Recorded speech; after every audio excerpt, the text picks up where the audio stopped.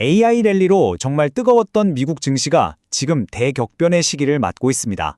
자, 그렇다면 과연 다음 시장을 이끌어갈 주자는 누가 될까요? 오늘 바로 이 질문에 대한 답을 함께 찾아보겠습니다. 본격적인 시작에 앞서서요. 오늘 내용은 투자를 판단하실 때 참고용으로만 활용해 주시고요. 모든 투자의 최종 책임은 투자자 본인에게 있다는 점 꼭 기억해 주시기 바랍니다. 특정 종목의 매수나 매도를 추천하는 건 절대 아닙니다. 환영합니다. 주식으로 세상을 이해하는 시간입니다. 구독자님들께서 남겨주시는 소중한 의견들 덕분에 저희가 더 발전하고 있습니다. 정말 감사드립니다.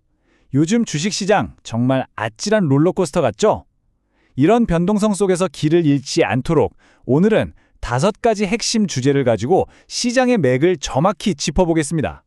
먼저 지정학 리스크가 유가와 방산주에 어떤 영향을 주는지, 그리고 겉보기에 완벽한 미국 경제의 속사정은 어떤지 살펴볼 거고요. 이어서 반도체 다음 주도주는 누가 될지, 또 미래 기술의 혁신은 어디까지 왔는지, 그리고 이 모든 걸 종합해서 2026년 투자 전략은 어떻게 세워야 할지 하나씩 차근차근 풀어가 보겠습니다. 자, 그럼 첫 번째 주제입니다. 지금 글로벌 시장을 가장 크게 뒤흔들고 있는 아주 극적인 소식이죠. 바로 지정학 리스크입니다. 트럼프 전 대통령의 이 한마디 정말 강력한 경고인데요. 이게 그냥 나온 말이 아닙니다. 지금 이란 내부에서 반정부 시위가 걷잡을 수 없이 격화되고 있거든요. 심지어 정부는 인터넷을 차단하면서까지 강경하게 대응하고 있는데 바로 이 상황에서 저런 발언이 나온 겁니다. 당연히 중동 지역의 불안정성은 최고조에 달했고요. 이건 곧바로 전 세계 원유 공급망에 대한 심각한 우려로 이어지고 있습니다. 이 표를 한번 보세요. 문제가 이란 하나가 아니라는 걸 바로 알 수 있습니다. 미국은 한쪽으로는 이란을 강하게 압박하면서도 다른 한쪽에서는 베네수엘라 제재를 풀어주면서 원유 공급을 조절하려는 움직임을 보이고 있죠. 여기에 갑자기 튀어나온 트럼프의 그린랜드 구상까지 정말 복잡한 체스판 위에서 여러 말들이 동시에 움직이는 것처럼 글로벌 시장의 불확실성을 극대화하고 있습니다. 그래서 시장은 어떻게 반응했을까요? 가장 즉각적인 반응은 바로 유가였습니다. 이란 사태에 대한 우려가 커지자마자 서부 텍사스산 원유, 브렌트유 할 것 없이 하루 만에 3%나 급등해버렸죠. 이런 상황에서는 당연히 시장의 돈이 어디로 쏠리겠어요? 맞습니다. 에너지 기업과 방산주가 주목을 받을 수밖에 없는 거죠. 이렇게 세계의 정세는 한치 앞을 내다볼 수 없는 혼돈 그 자체인데 정말 놀랍게도 미국 경제 지표를 들여다보면요. 완전히 딴 세상 이야기를 하고 있습니다. 이 외부의 혼란과 내부의 탄탄함, 이 두 가지 상반된 그림이 어떻게 공존하고 있는지 지금부터 한번 파헤쳐 보겠습니다. 이 숫자 믿겨지시나요?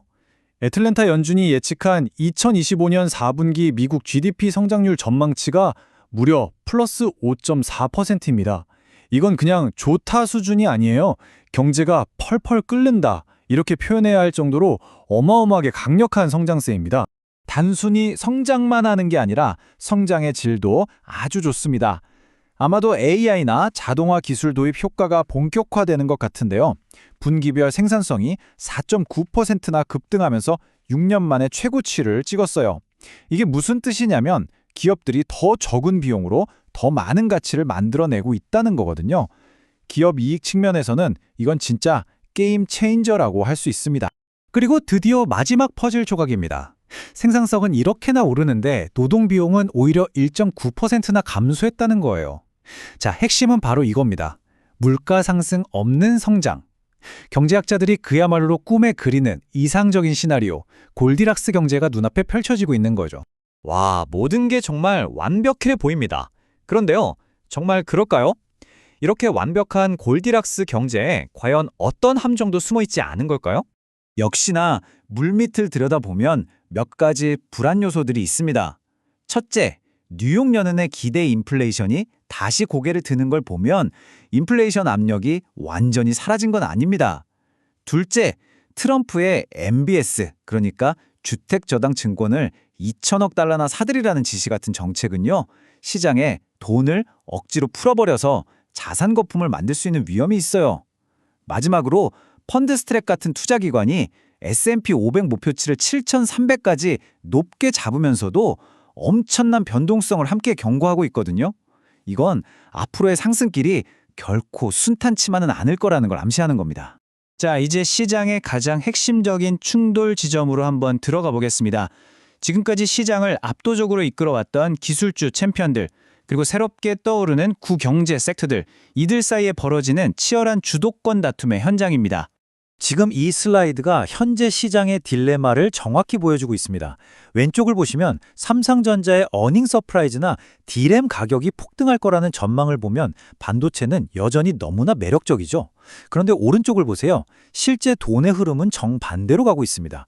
외국인들은 반도체를 팔고 그 돈으로 에너지, 방산, 자동차 같은 섹터를 사고 있다는 거죠. 제가 20년 넘게 시장을 봐왔지만 이렇게 뚜렷한 순환매 현상은요, 시장의 성격 자체가 근본적으로 바뀌고 있다는 아주 강력한 신호입니다. 순환매라는 게 뭐냐면요. 말 그대로 시장의 자금이 기존의 주도주에서 그동안 소외되었던 다른 업종으로 옮겨가는 현상이에요. 시장의 주인이 바뀌는 일종의 왕좌의 게임이라고 생각하시면 쉽습니다. 그렇다고 해서 기술주의 시대가 끝났다는 뜻은 절대 아닙니다. 단기적인 시장의 이런 소음 너머에서는 미래를 바꿀 핵심 기술 분야의 혁신은 한순간도 멈추지 않고 계속되고 있으니까요. 그 대표적인 예가 바로 현대차 기아가 CES 2026에서 발표한 온디바이스 AI 칩입니다.